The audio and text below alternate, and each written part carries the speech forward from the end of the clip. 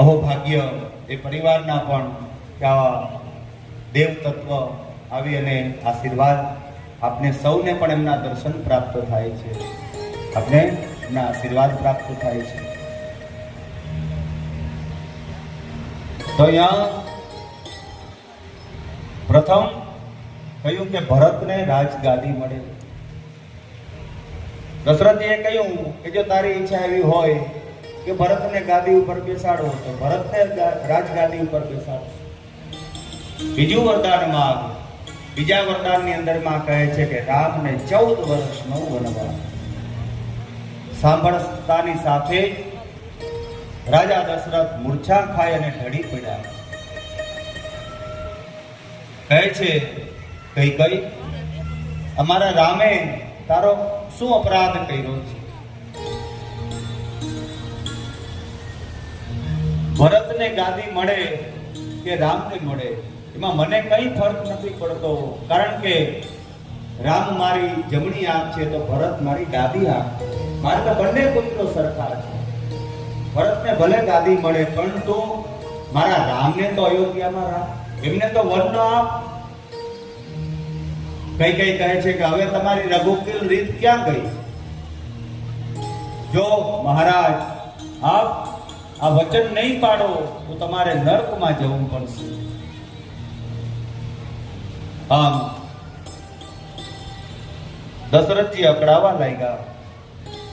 એ સમયે મંત્રી સુમંત ત્યાં આવ્યા. રાજાને આવી પરિસ્થિતિ જોઈ કઈને પૂછે છે કે મહારાજ ભગવાન નારાયણ વિરાટમાંથી વામન સ્વરૂપ ધારણ કરી અને પધાર્યા. બલિ રાજાને સુતળ પાતાળનું રાજ્ય છે તે આવ્યું.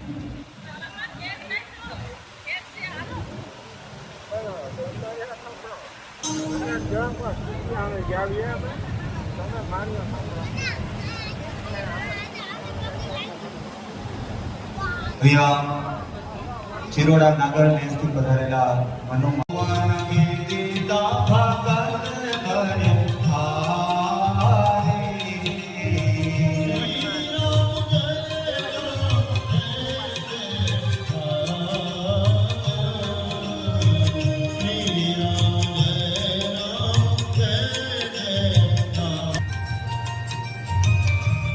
સમગ્ર પરવાર પરિવાર તેમજ આપણે સૌ માના ચરણારવિંદની અંદરમાં વંદન કરી હાર્દિક સ્વાગત કરીએ છીએ.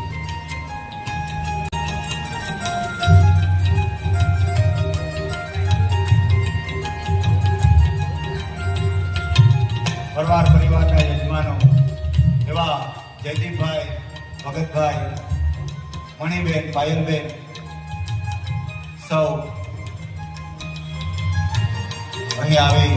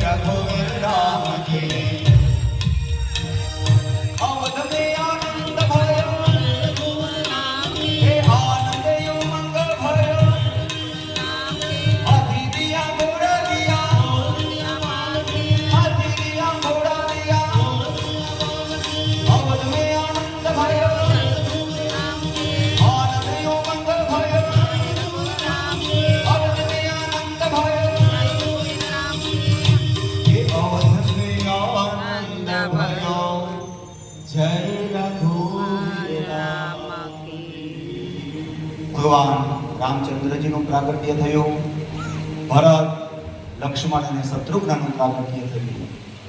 આપણે પણ આપણા જ્ઞાન યજ્ઞની અંદરમાં ભગવાન રામચંદ્રજીના જન્મને પ્રસંગે આરતી પૂજા પરિવાર દ્વારા અને માતાજી પણ પધારેલા છે તો એના દ્વારા છે એ મધ્યા